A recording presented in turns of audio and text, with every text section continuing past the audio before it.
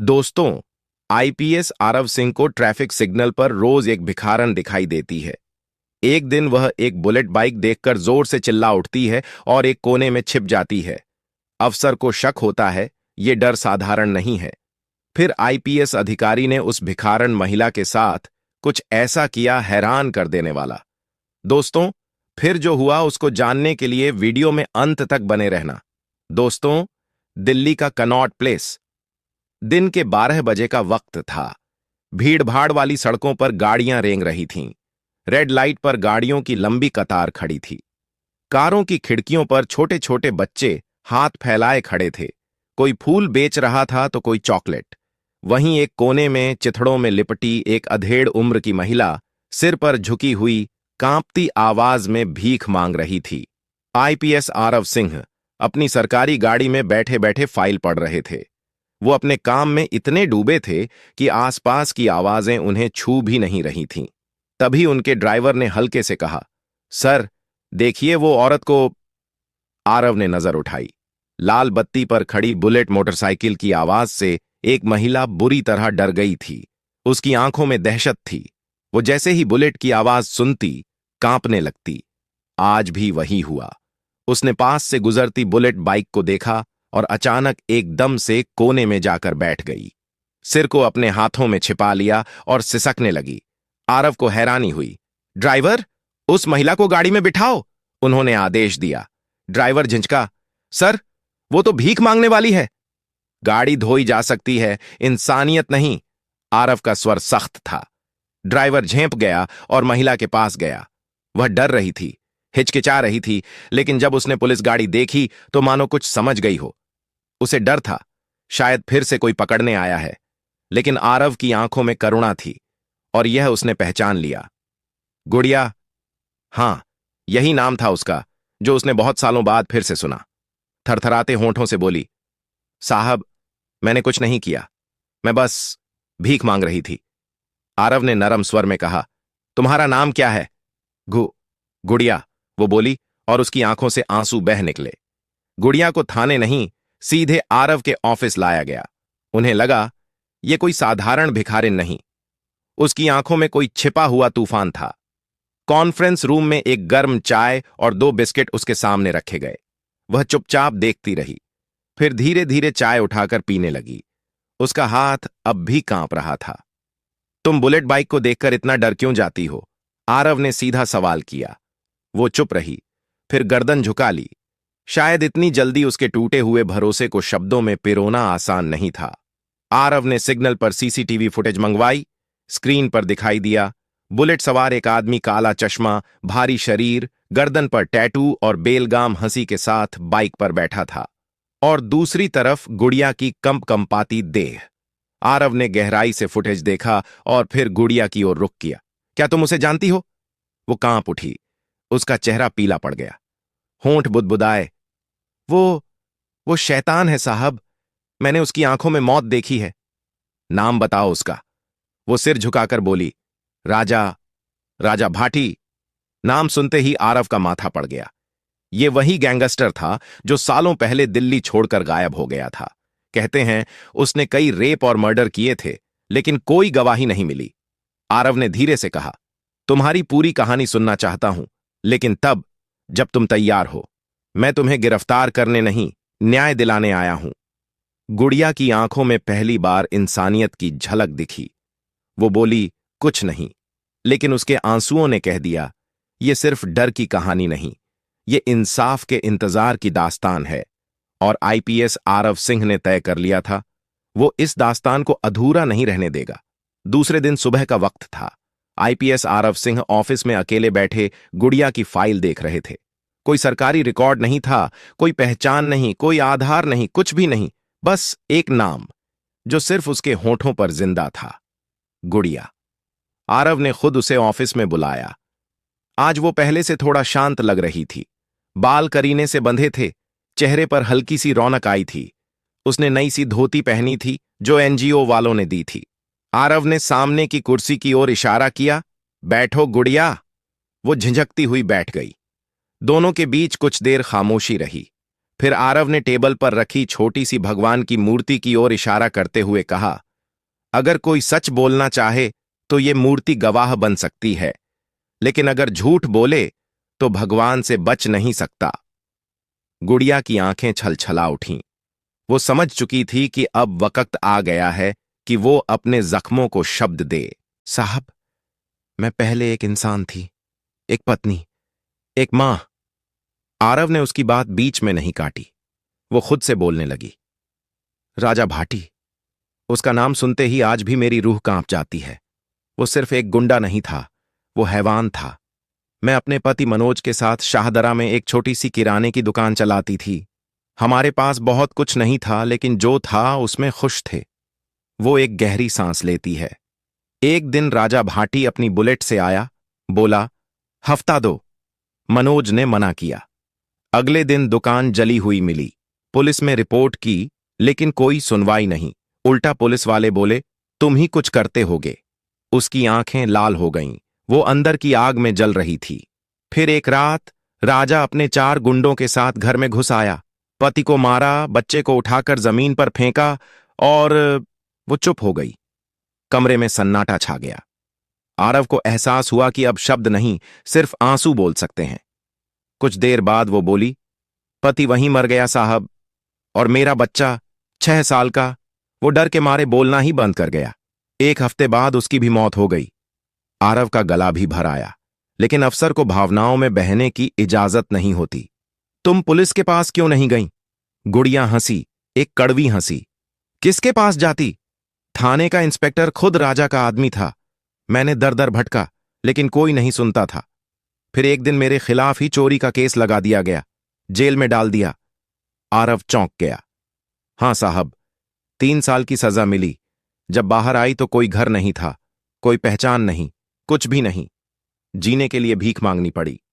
आरव का मन अंदर से झंझना गया। वो जानता था कि देश की न्याय व्यवस्था में खामियां हैं, लेकिन इतनी गहराई तक सड़न है, ये अब तक महसूस नहीं किया था। वो बोले, अब तुम क्या चाहती हो? गुड़िया ने पहली बार आंखों में हिम्मत लाकर कहा, इंसाफ। अपने लिए नहीं, उन सब औरतों के लिए जो अभी भी राजा भाटी के चंगुल में हैं। आरव ने मेज पर रखी नोटबुक उठाई। क्या तुम गवाही देने को तैयार हो? वो बोली, मैं जानती हूं कि जान को खतरा है, लेकिन अब डरना नहीं है। अब मैं सिर्फ गुड़िया नहीं, आवाज हूं। आईपीएस आरव सिंह ने एक नजर उसकी आंखों में डाली। वहां दर्द था, लेकिन उससे बड़ा था हौसला। वो जानता था ये केस आसान नहीं होगा, लेकिन अगर इस औरत को न्याय दिला दिया तो शायद व्यवस्था में लोगों का भरोसा लौट आए। आईपीएस आरव सिंह की आंखों में अब एक ही नाम घूम रहा था, राजा भाटी। वो नाम जो गुड़िया के जीवन में अंधकार की जड़ था। लेकिन राजा कोई आम अपराधी नहीं था। वो खुद को बुलेट वाला राजा कहलवाता था। बुलेट उसकी पहचान थी, उसका डर और उसका आतंक। उसके खिलाफ कोई गवाही नहीं देता था, क्योंकि जो देता वो अगली सुबह लाश बनकर मिल जाता। आरव ने गुड़िया से उसका ठिकाना पूछा। गुड़िया बोली, वो अब मंदिर मार्ग इलाके में रहता है। पहले शाहदरा में था, लेकिन जैसे जैसे पुलिस का शिकंजा कसता गया, उसने जगह बदल ली। आरव ने तुरंत अपनी स्पेशल टीम को अलर्ट किया, लेकिन इस केस को वो सामान्य एफआईआर की तरह नहीं देख रहे थे। यह केस उनके लिए व्यक्तिगत हो गया था। दूसरे दिन रात को एक महिला कांस्टेबल को भिखारन बनाकर मंदिर मार्ग भेजा गया। उसके साथ एक वायरलेस चिप लगाई गई थी, जिससे हर बातचीत को रिकॉर्ड किया जा सके। एक पुरानी झोपड़ी के पास, जहां बताया गया था कि राजा अक्सर आता है, वो कांस्टेबल बैठी थी। करीब 2 घंटे बीते, फिर एक बुलेट की आवाज गूंजी, ढक ढक ढक ढक, जैसे कोई जमी हुई आत्मा फिर से जाग उठी हो। एक लंबा चौड़ा आदमी, आंखों पर काला चश्मा, हाथ में सोने की अंगूठियां और गले में मोटी चैन, राजा भाटी था वो। उसके साथ 4 लोग और थे। वो किसी राजा की तरह नहीं, बल्कि एक शिकार पर निकले जानवर की तरह चल रहा था। वो भिखारन कांस्टेबल के पास रुका। उसकी आंखों में शिकार की ललक थी। उसने कहा, क्यों अम्मा, जरूरत है कुछ पैसों की? महिला कांस्टेबल ने हां में सिर हिलाया। वो बुरी तरह डर रही थी, लेकिन आईपीएस आरव की ट्रेनिंग उसके भीतर साहस भर रही थी। राजा ने उसकी तरफ झुककर कहा, काम करेगी तो पैसे मिलेंगे, बहुत मिलेंगे। वो चुप रही। तभी राजा बोला, आज रात मेरे फार्म हाउस पर चल, तेरे जैसे कई हैं वहां, मजा आएगा। ये पूरा संवाद वायरलेस में रिकॉर्ड हो रहा था। आरव सिंह तुरंत अपनी टीम के साथ निकले, लेकिन फार्म हाउस का लोकेशन अभी तक साफ नहीं था। कांस्टेबल ने साहस जुटाकर पूछा, कहां है तेरा महल मालिक? राजा हंसा, महल नहीं, नरक है, औरतों के लिए नरक, छावला रोड पर है, तुझे कोई नहीं बचाएगा वहां। इतना कहकर वो उसकी कलाई पकड़ने ही वाला था कि पीछे से 2 बाइक सवार पुलिस जवान सामने आ गए। राजा चौकन्ना हो गया, लेकिन वहां से भागने की बजाय बुलेट मोड़ी और झोंपड़ियों के पीछे की गलियों में घुस गया। आईपीएस आरव ने वायरलेस पर चिल्लाया, राजा फरार, छावला रोड की ओर बढ़ रहा है, सभी यूनिट्स अलर्ट हो जाएं। एक खतरनाक पीछा शुरू हुआ। रात के अंधेरे में बुलेट की गूंज और पुलिस सायरन की आवाजें दिल्ली की नींद को तोड़ रही थीं। राजा एक संकरी गली में घुसा, लेकिन सामने से आईपीएस आरव खुद अपनी बुलेट पर आ गए। राजा रुक गया। दोनों आमने सामने थे। आरव ने कहा, गुड़िया को याद है? राजा हंसा, बहुतों में एक थी, तुझे भी भेज दूं उसके पास। लेकिन इससे पहले कि वो कुछ करता, आरव ने गाड़ी से उतरते ही उसकी बुलेट के टायर पर गोली चला दी। बुलेट उलट गई। राजा गिरा, लेकिन गोली नहीं लगी। उसे तुरंत दबोच लिया गया।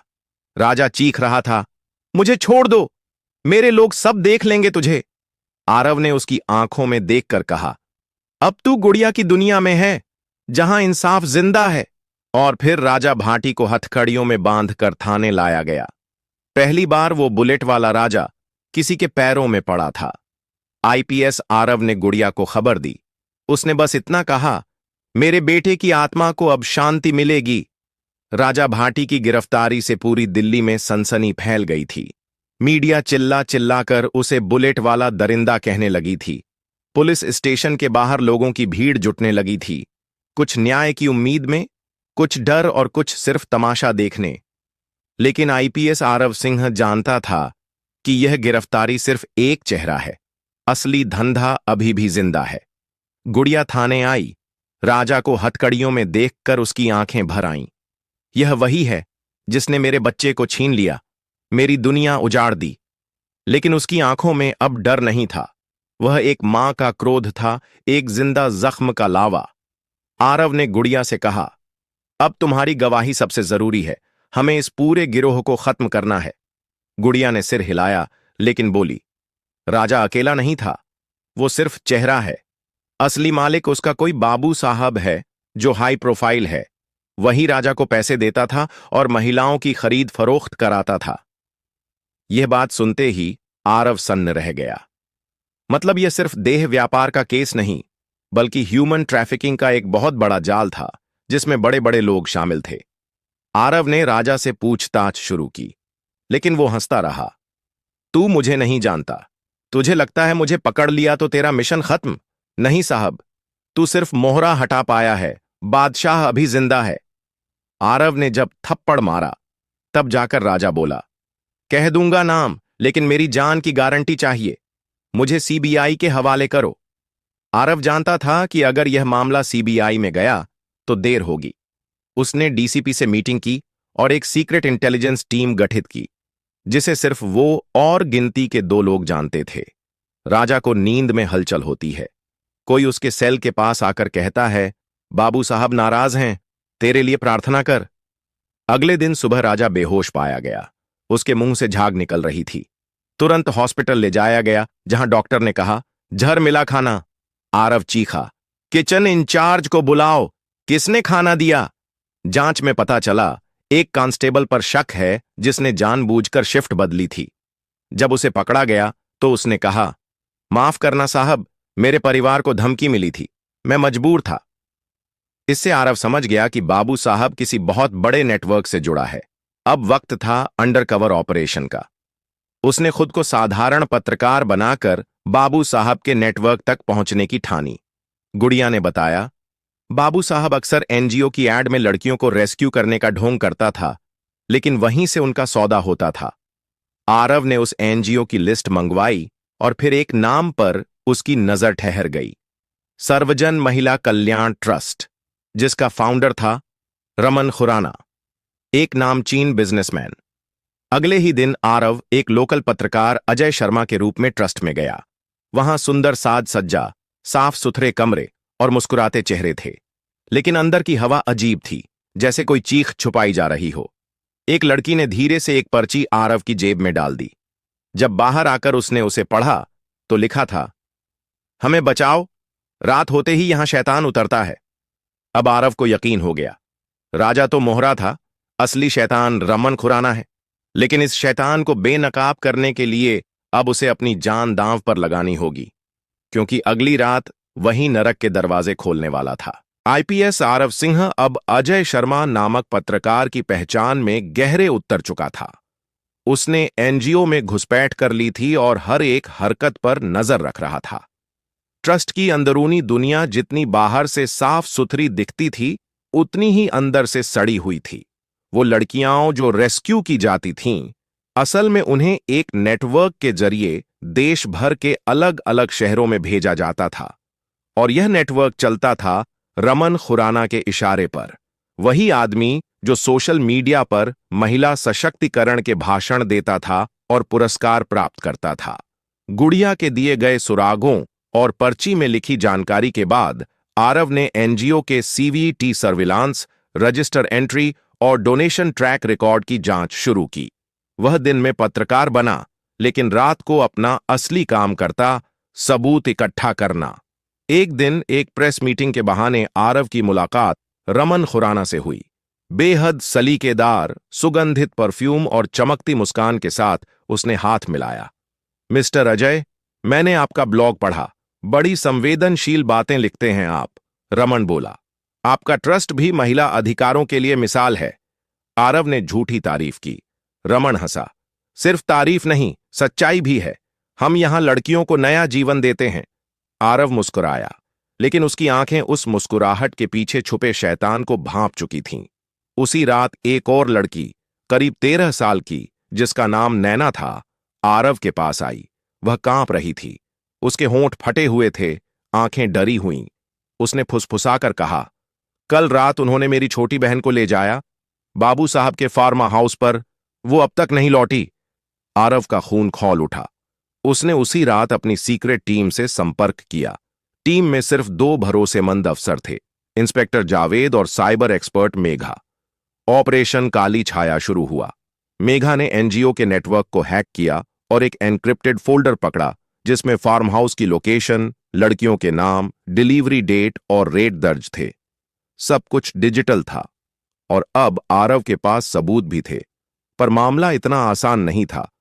रमन खुराना का नेटवर्क राजनीति, पुलिस और मीडिया तक फैला था। एक भी गलती और पूरा ऑपरेशन फेल हो सकता था। आरव खुद उस फार्म हाउस पर पहुंचा, एक सुनसान जगह पर बना आलीशान बंगला, जहां बाहर से सब कुछ सामान्य दिखता था, लेकिन अंदर बेसमेंट में एक अलग ही दुनिया थी। अंधेरा, बदबू और पिंजरे। छोटे छोटे कमरों में लड़कियां बंद थीं, डर और खौफ के साए में। एक लड़की दीवार पर अपनी उंगली से खून से लिखा था, मैं मरना चाहती हूं। आरव की आंखें भर आईं, लेकिन उसने खुद को मजबूत किया। उसने अपनी टीम को कॉल किया और रेड प्लान तय किया गया। अगली रात ठीक 1:30 पर ऑपरेशन काली छाया को अंजाम दिया गया। आरव की टीम फार्म हाउस पर छापेमारी कर रही थी। गोलियों की आवाजें, चीख पुकार और दरवाजों की तोड़-फोड़ के बीच कई गुंडे गिरफ्तार हुए, लेकिन रमन फरार हो गया था। बेसमेंट में मिली 9 लड़कियां सभी बुरी हालत में थीं। कुछ की मानसिक स्थिति बिगड़ चुकी थी। नैना की बहन भी वहीं मिली, बेहोश, अधमरी। अगले दिन की खबर थी, आईपीएस अधिकारी ने किया high profile human trafficking racket का भंडाफोड़, रमन खुराना फरार। गुड़िया ने जब ये देखा, उसकी आंखों में आंसू थे, लेकिन इस बार वो दर्द के नहीं, उम्मीद के थे। अब आरव का अगला मिशन था रमन को पकड़ना, लेकिन वह जानता था अब खेल और बड़ा और खतरनाक होने वाला है, क्योंकि अगला मोहरा नहीं, अब वो खुद बादशाह से टकराने जा रहा था। आईपीएस आरव सिंह के लिए अब असली जंग शुरू हो चुकी थी। रमन खुराना, जो सर्वजन महिला कल्याण ट्रस्ट का मुखिया था, सिर्फ एक नाम नहीं था, बल्कि पूरे ह्यूमन ट्रैफिकिंग नेटवर्क का बादशाह। उस पर राजनीति, पुलिस और बड़े बड़े उद्योगपतियों का शिकंजा था। आरव को मालूम था कि रमन को पकड़ना इतना आसान नहीं होगा। उसने अपनी टीम के साथ मिलकर योजना बनाई, लेकिन हर कदम पर सावधानी बरतनी थी। छोटी सी चूक पूरे ऑपरेशन को नाकाम कर सकती थी। जैसे जैसे आरव की जांच आगे बढ़ी, उसे राजनीतिक दबाव महसूस होने लगा। कुछ बड़े नेता रमन के साथ जुड़े थे और उन्होंने आरव को काम रोकने के लिए धमकियां देना शुरू कर दिया। लेकिन आरव ने हार नहीं मानी। मेरा काम है कानून का पालन करवाना, चाहे कोई भी कितना बड़ा क्यों ना हो, उसने अपने सहकर्मियों को कहा। गुड़िया ने भी साहस दिखाया। वह कोर्ट में जाकर राजा भाटी और रमन खुराना के खिलाफ गवाही देने को तैयार हुई। उसकी गवाही ने मामले को और मजबूत बनाया। एक दिन मेघा ने एक गुप्त फोल्डर हैक किया, जिसमें रमन के कई गुप्त खाते और ट्रैफिकिंग के दस्तावेज थे। यह दस्तावेज इतने मजबूत सबूत थे कि अदालत में उसका बड़ा प्रभाव पड़ सकता था। रमन ने महसूस कर लिया था कि उसका समय खत्म हो रहा है। उसने अपने गुर्गों से कहा, आरव को खत्म करो, यह लड़का बहुत खतरनाक है। एक रात आरव पर हमला हुआ, लेकिन उसकी तेज सूझबूझ और सुरक्षा बलों की तत्परता के कारण वह बच गया। आरव ने समझ लिया कि अब केवल कानून के हथियारों से काम नहीं चलेगा, उसे खुद भी उस काले जाल में और गहराई तक जाना होगा। उसने फिर से अपनी भिखारन भेष वाली योजना को अमल में लाने का फैसला किया, ताकि वह रमन के सबसे करीबी लोगों तक पहुंच सके। आरव ने एक बार फिर अपनी पुलिस की वर्दी उतारी और भिखारन का रूप धर लिया। इस बार उसके इरादे और भी मजबूत थे। उसे पता था कि नरक के दरवाजे खोलने का वक्त अब और करीब है। आईपीएस आरव सिंह ने अपनी भिखारन भेष वाली योजना को अंजाम तक पहुंचाने के लिए पूरी तैयारी कर ली थी। इस बार वह और भी सावधानी से चल रहा था, क्योंकि रमन खुराना और उसके गुर्गों की हर चाल उसके लिए जानलेवा हो सकती थी। आरव ने एक छोटे से झुग्गी इलाके में खुद को बसाया, जहां वह भिखारन बनकर रोज अपनी दुकान लगाता और आसपास के लोगों से जानकारी जुटाता। धीरे धीरे वह रमन के नेटवर्क के करीबी लोगों तक पहुंचने लगा। उसकी सूझबूझ और साहस से आसपास के लोग भी उसकी बात मानने लगे। गुड़िया भी आरव के पास आई, इस बार पूरी हिम्मत के साथ। उसने बताया कि वह कई लड़कियों को बचा चुकी है, लेकिन रमन का नेटवर्क कहीं अधिक गहरा और खतरनाक है। गुड़िया ने आरव को और भी महत्वपूर्ण जानकारियां दीं, जिससे आरव को नेटवर्क के एक बड़े हिस्से का पता चला। आरव ने अपनी टीम को बुलाया और अंतिम ऑपरेशन की रूपरेखा बनाई। इस बार यह ऑपरेशन न केवल ह्यूमन ट्रैफिकिंग रैकेट को ध्वस्त करेगा, बल्कि रमन खुराना जैसे बड़े अपराधी को भी न्याय के कटघरे में खड़ा करेगा। रात के अंधेरे में आरव और उसकी टीम ने पूरे नेटवर्क पर छापा मारा।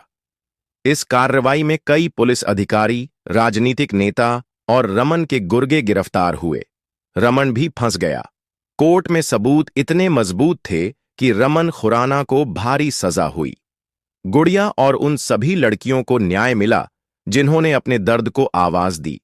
आरव ने सोचा, यह लड़ाई सिर्फ ह्यूमन ट्रैफिकिंग के खिलाफ नहीं थी, बल्कि इंसानियत के लिए थी।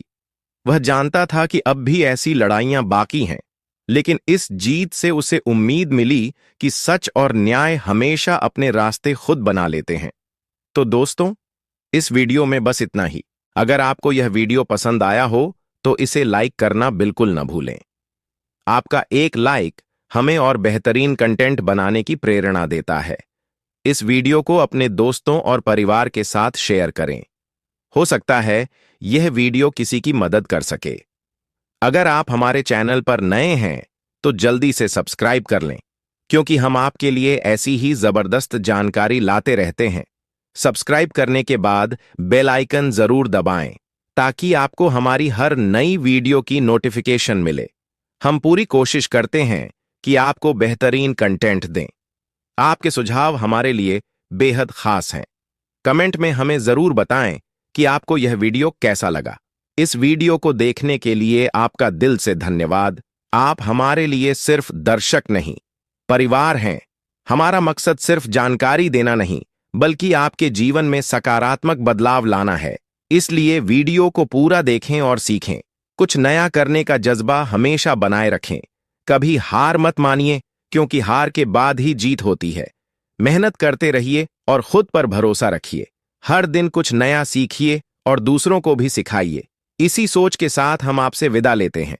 अगली वीडियो में फिर मिलेंगे नई जानकारी और नए जोश के साथ। तब तक खुश रहें, सुरक्षित रहें और सीखते रहें। मिलते हैं अगली वीडियो में। जय हिंद, जय